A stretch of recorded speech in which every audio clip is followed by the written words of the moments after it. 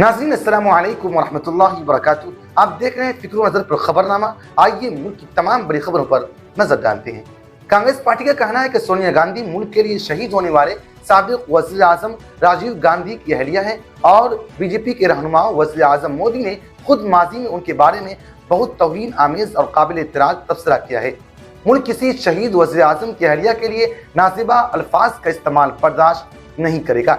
इसलिए वज़ीर आज़म नरेंद्र मोदी, वज़ीर दाखिला अमित शाह और बीजेपी सदर जेपी नड्डा को मोहतरमा गांधी से माफी मांगनी चाहिए।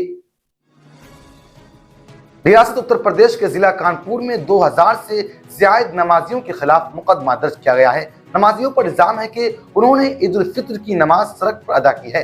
दरअसल गुज़िश्ता हफ्ते ईद के मौके पर यहाँ ईदगाह के बाहर सड़क पर मुबैना तौर पर बगैर इजाजत नमाज अदा करने पर 2000 से ज्यादा लोगों के खिलाफ 3 FIR दर्ज किए गए थे। पुलिस ने जुमेरात को बताया FIR बुध को बजरिया बाबू, पूर्वा और जमजमाव पुलिस स्टेशनों में अलग अलग दर्ज की गई हैं। अभी तक कोई गिरफ्तारी अमल में नहीं आई है। पुलिस ने सड़क पर नमाज अदा करने वाले लोगों की वीडियो भी बनाई है। दिल्ली पुलिस आज रेसलिंग फेडरेशन ऑफ इंडिया के सदर ब्रिजभूषण सिंह के खिलाफ FIR दर्ज करेगी। दिल्ली पुलिस ने सुप्रीम कोर्ट में इसकी जानकारी दी है। सुप्रीम कोर्ट ने जुमा के रोज सिंह के खिलाफ FIR दर्ज करने की मांग के लिए दायर दरखास्त पर समाअत की। चीफ जस्टिस DY चंद्रचूड़ और जस्टिस PM नरसिम्हा की बेंच ने इस मामले की समाअत की। एक नाबालिग पहलवान समेत 7 पहलवानों ने रेसलिंग फेडरेशन ऑफ इंडिया के सदर पर जिनसी हरासानी का इल्जाम लगाया है। सुप्रीम कोर्ट में आज मरहूम अतीक अहमद और उसके भाई अशरफ कत्ल केस की समाअत हुई। समाअत के दौरान अदालत ने उत्तर प्रदेश हुकूमत से रिपोर्ट तलब की है। साथ ही रियासती हुकूमत से पूछा कि कातिलों को कैसे पता चला कि उन्हें अस्पताल से ले जाया जा रहा है। 3 हफ्तों के बाद समाअत होगी। रियासत आंध्र प्रदेश में 9 तलबा ने इंटरमीडिएट के इम्तिहान में नाकामी के बाद मुबैना तौर पर खुदकुशी कर ली। इंटरमीडिएट फर्स्ट ईयर और सेकेंड ईयर यानी क्लास 11 और 12 के नताइज का ऐलान बुध को किया गया और जुमरात से अब तक 9 तलबा मुबैना तौर पर खुदकुशी कर चुके हैं, जबकि 2 दीगर तलबा ने खुदकुशी करने की कोशिश की थी।